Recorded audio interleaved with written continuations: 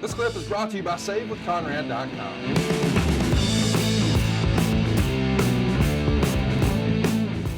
I'm excited to talk about it. This is the fourth Clash of the Champions of 1988. The very first one, of course, famously happened head to head with WrestleMania 4 in March of 88. It did a 5.8 rating. The second one in June did a 4.8 rating. The third in September did a 5.4. And now here we are at a 4.5. This is the fourth one. And, I guess that means at the time, 2.1 or 2.2 million homes are going to be watching this. There's about 8,000 fans in the building, but about half of those are comped. It's an interesting thing to sort of break down and look at in hindsight, the innovation of Clash of the Champions. You were there for the very first one. Of course, famously, that's where Ric Flair helped make Sting in the main event, a 45-minute draw. Chat me up about Clash of the Champions and this, the idea behind it. Well, the chat up would be the one common denominator that linked it all together was the fact that it was live. Right. No interruptions, no net. So that was always exciting. And so that was the main thing in prime time, live TV. So that's all you really need to know as a broadcaster. We're going to live, we're going to be in prime time, and, we're going to be doing wrestling. So, and we knew that first clash had a lot of significance. So all of them for us, the crew, even though the crew changed a few times, especially for the broadcasters, especially for me, was the fact that we're going to be on primetime television live on TBS. And that still meant a lot. It meant a great deal. So it always got to get a little bit more pep in your step, a little bit more sauce in those ribs. You got a little bit more excited because you were live. Live adds that amazing element. There's a big difference when we do live AEW on Wednesday night and then when we have a tape version. There's just more synergy, there's more energy, there's more excitement because you don't have that net that you're working with. It's here we go. So that's kind of the thing about TBS. And we knew this was important to the parent company. They were giving us a shot there in the prime time. And, so I always loved them. I thought it was always exciting. And the Chattanooga thing, I lived in Atlanta, which is where everybody was suggested to live. And some of the new guys that came in did, sit down their roots there. But a lot of guys did not. They had the homes elsewhere, Charlotte or whatever it may be. So because of the Crockett thing, the Crockett carryover. So and Chattanooga was a short drive from Atlanta. The building was unique. So it was travel friendly. I don't know, the card was pretty good. So many distractions on that show with the card changing, administration changing. The change was in the air without a doubt. So, and a lot of times in wrestling, my peers and myself included at times don't take the change very positively. Any change is perceived as negative, and that's really the wrong attitude to have in life in general. That change is negative. It's not. It's different. And as a pro, you're expected to adapt. So that's all we kept doing. We kept adapting, but I always got fired up for these clashes. I thought they were fun as hell. Let's talk about the function of the Clash of the Champions creation. Of course, the first one I mentioned, it's going to go head to head with WrestleMania. We're trying to counter program it. We want to try to sabotage his pay-per-view, much like he's tried to sabotage our shows. So his big show was WrestleMania. Well, folks, you can, fork over $20 on pay-per-view, or you can just flip it over to TBS and watch great wrestling for free. Both shows live. One's going to cost money and the wrestling's probably going to be, but maybe there'll be some bigger stars, but the real action is going to happen for free on TBS. Now fast forward, and it feels like Clash of the Champions has evolved a little bit. Maybe it's not just a spite store, as they might say on Curb Your Enthusiasm, but instead we're using this to build towards Starrcade 88, True Grit. It happens 19 days after this show. Somewhere along the way, I guess we decided, you know what, we've got this. We might as well use it as a promotional vehicle to sell our pay-per-views as well, not to sabotage other folks, right? Oh yeah. That was the healthiest way to look at it. and it should have been looked at all along.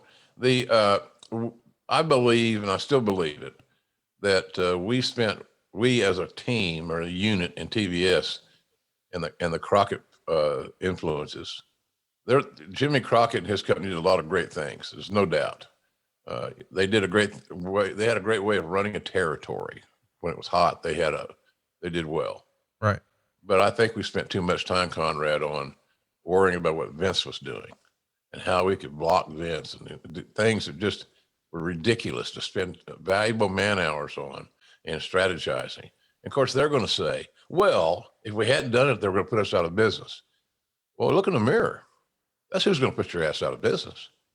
There's no reason. You've been running your company for years. So all that war and the posturing and the maneuvering, I felt like and to the extreme level that it became, was a giant waste of time. Well, we're finally here. Let's get to Clash of the Champions 4. It's a 2.5 hour special, December 7th. The readers of the Wrestling Observer gave it a pretty negative review.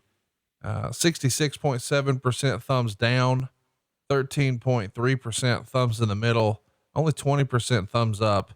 Conrad, the thing about that, I'm going to jump in here. Look at how many people voted. Yeah, not a lot. No, 60 people voted thumbs down. 60. 18 people voted thumbs up. 18. And then 12. You had less than 100 voters. Yeah, right at 100. Yeah. That's a very small sample size. Yeah. Now, I'm not saying that was it was erroneous. All I'm saying is that the show had such little interest to that hardcore audience that you had less than 100 people voting on the Observer poll.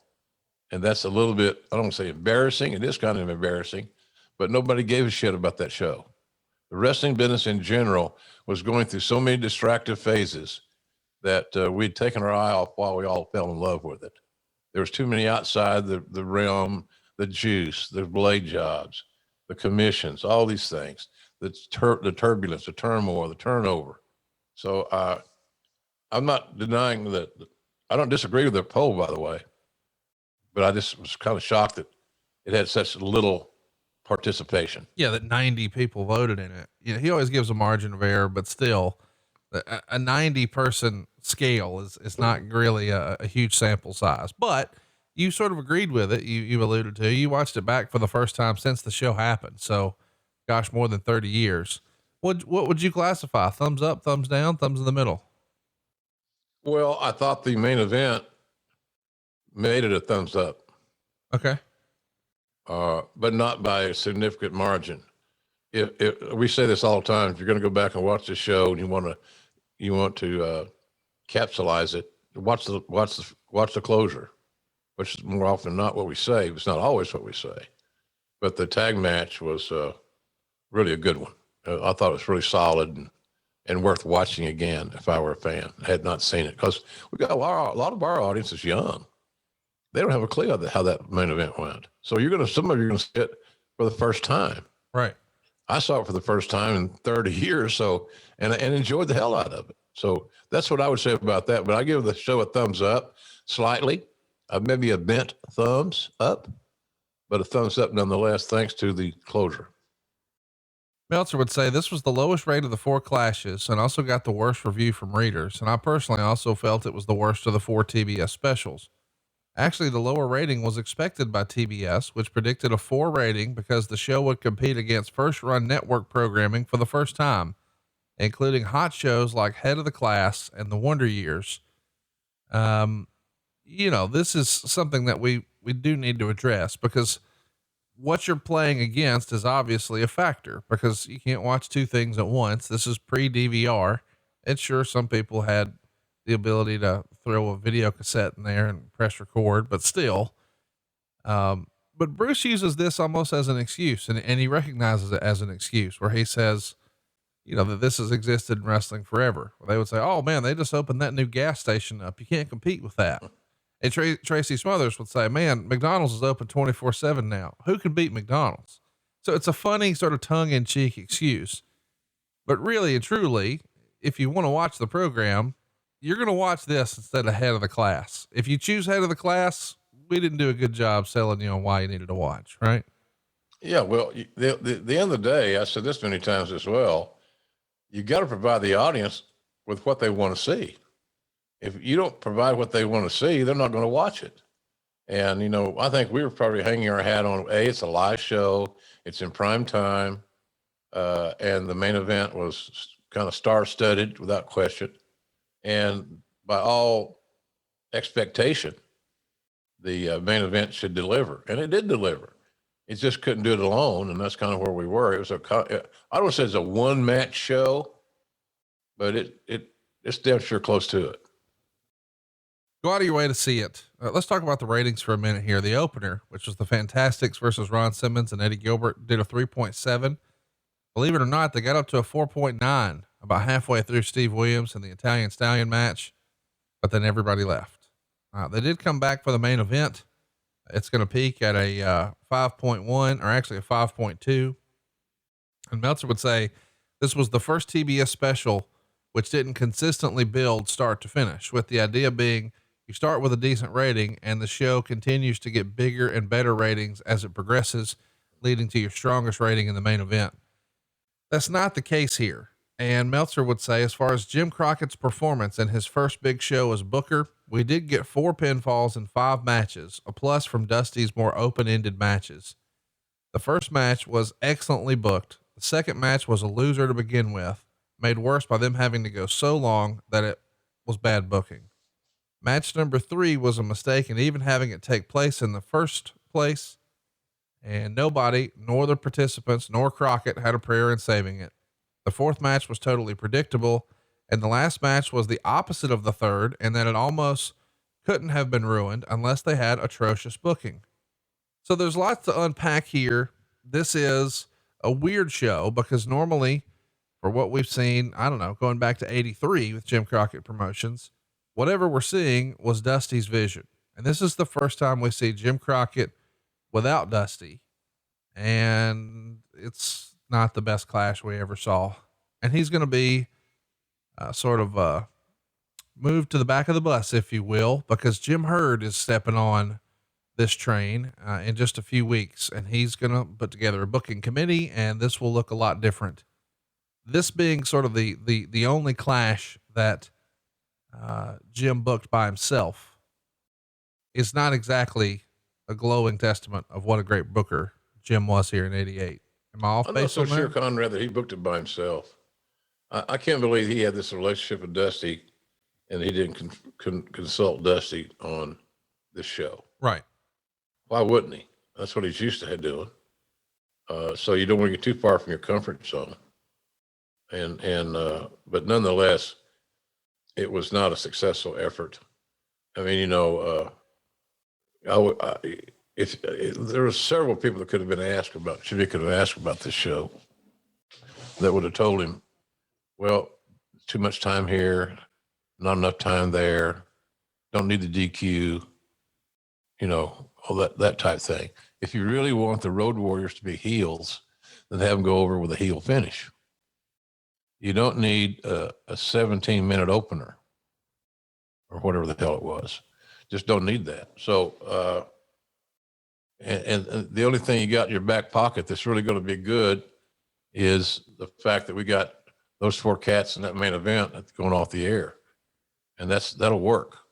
So protect that, and let's not have the train.